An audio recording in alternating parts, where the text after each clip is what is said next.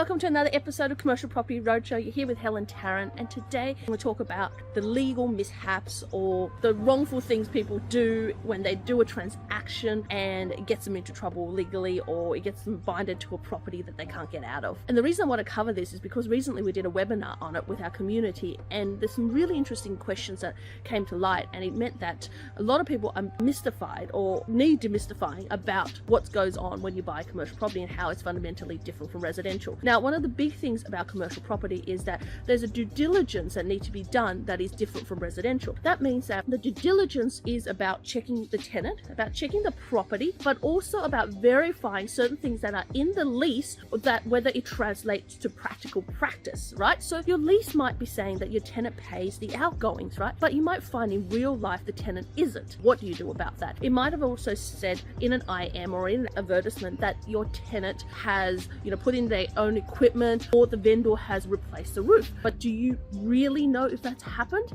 And that's what the due diligence is about. Sometimes due diligence is 1 week, sometimes due diligence can be 6 weeks, depending on the compliance that's needed. Now, we're getting into very heavy terms here, but the short and long of it is that you need a due diligence period. Now, in every state of Australia, people operate differently and transactions are done differently, and this is why we do this video. In the legal sense, the number one big thing about legals that you need to check when you buy a commercial property, it is about your lease, right? Is the lease a gross lease or a net lease? So many times an agent has given us an IM that says, oh, the lease is a net lease, and it ends up being a gross lease. I cannot tell you, right? And there's so many times that the advertising says it is a net rent and it ends up being a gross rent. It's rampant, right? So one of the big things is that every state and every property, they see net leases differently. So for example, in New South Wales, you get a standard lease only has your rates and your insurance as recoverable outgoings. And the lease can be obviously modified. Every lease is different, right? But the lease can be modified, and you'll see that some leases will say, hey, it covers for everything, including land tax and including management fees. But recently I read a lease, and it was advertised on both the IM and online that the tenant pays everything, including land tax. And then when we go through the lease, we find that the tenant pays land tax, but excluding it if you owned it in trust. Now, that's very exclusive, and it's very one of those things that you really have to check. Now, if you don't have a lawyer and you don't want to spend $500 every time you look at a property to get it checked and verified, you can join our community. As part of our community, we give discounted legal advice. We also help our clients to vet through their leases before they buy as well. So if you want to find out more about that and how you can join us, the link is below. But that aside, that's the number one thing, your gross lease versus net lease, and what exactly is a gross lease and what exactly is a net lease. Now, some people consider net leases, they pay almost all the outgoings, but except maybe management fees or land tax. Sometimes they say it needs to include all of that, and more like repairs and maintenance. Different properties, different tenants pay different outgoings. So that's the number one thing. The number two thing is the conditions or terms when you are exchanging contracts or negotiating. In some areas like New South Wales, especially around Sydney, and in Melbourne, the contracts are unconditional when you exchange. So often when an offer is accepted, there is a period of 1 or 2 weeks where the contract's being done, and that period is when you do your due diligence and you get your valuations out there and you start operating as if you've already had the property under contract. Of course, you're exposed if the transaction doesn't go ahead, or you're exposed if someone comes in and just puts an unconditional contract, you get gazumped. But that's how it operates, is that period is for you to do your due diligence, and finance when you exchange is unconditional.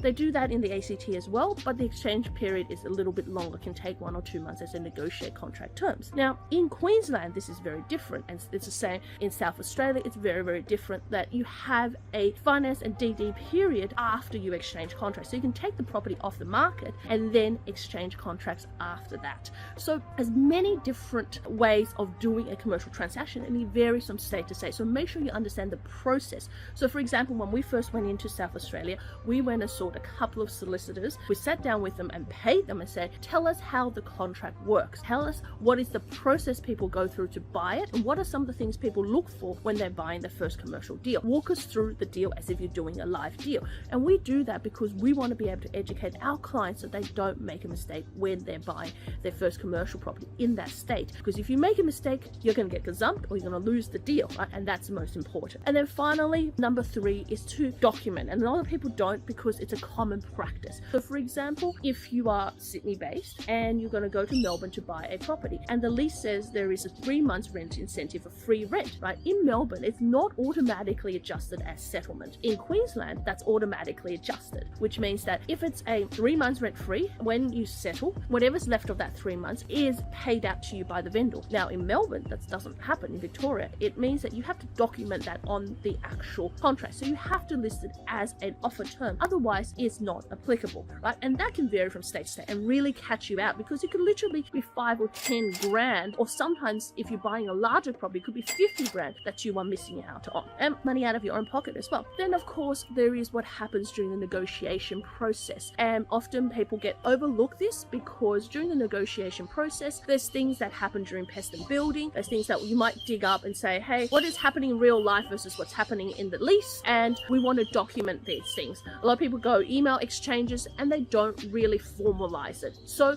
if, for example, there's going to be a new lease, then someone is going to have to surrender the old lease. Or if there's a new tenant coming in, there's got to be some documentation that says this tenant has signed a heads of agreement or something that says they're coming in. Often that's left vague, and you have some either rogue agents out there, or you have tenants who vaguely remember this happened but don't have it in writing or don't have it formalized. So when you do settle and you go, hey, you know what, remember, if the tenant was going to do these works and I'm going to do these works, the tenant's going to say, no, in my head you were going to do all of the work. So those are really important things, and these are the pitfalls that most people miss out on, because the transaction and the process, there's so many things happening in that due diligence period, and there's so many multiple different negotiations happening. So for example, you could be doing a negotiation on the lease at the same time, getting a pest and build report, getting a drone flown over the top, getting a roof report, getting air conditioning, and there might be 10 different items that are changing in the lease. Now, every commercial property transaction is a live transaction till the day you settle on it, and then some more. So it's important to have a documentation along the way. So we always try to put a chronology. If something happens, we always try to put a chronology, list out all the emails that's happened during when you have that transaction. The most important thing is, of course, that all of these becomes crystal clear when you settle, and you don't miss out on things. And the final thing is, when you settle, do check the settlement statement, because we've had times where people go, oh, vendor promised us a discount for, you know, a leak in the roof, and that was 5 grand. They never adjusted it. The vendor promised us that they were going to fix or change the tabletops. Like one time we had a vendor who says, oh, I'm going to change the tabletops. They never got that done. So that should have been adjusted as settlement. There have been times when they go, okay, well, we had a bond and that wasn't adjusted as settlement, because the solicitors thought that was going into the